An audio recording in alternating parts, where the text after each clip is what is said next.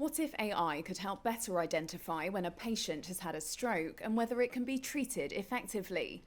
Researchers from 3 leading hospitals hope to utilise new software to do exactly that.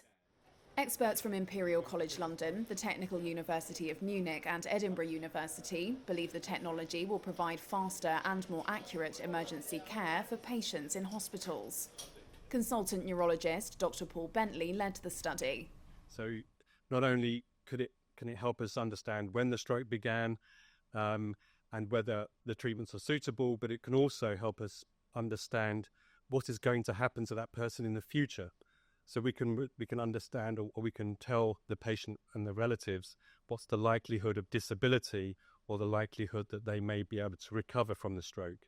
So this is all analytic information that we can extract from these scans, which is much more than we were able to do beforehand, where we were simply estimating purely on the basis of roughly how grey the area was.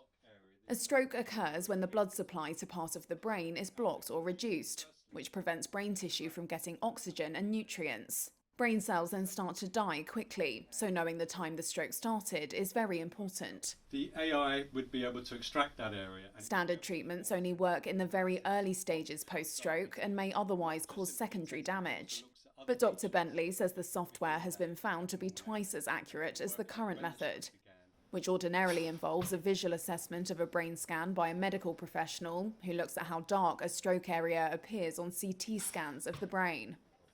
So our technique will mean that up to 50% more people will either be given the treatment when they weren't before, or vice versa, because it can be dangerous giving those treatments to people if it is too late, because there is a danger of bleeding or deterioration if you give the treatment too late and there is no chance of there being a benefit.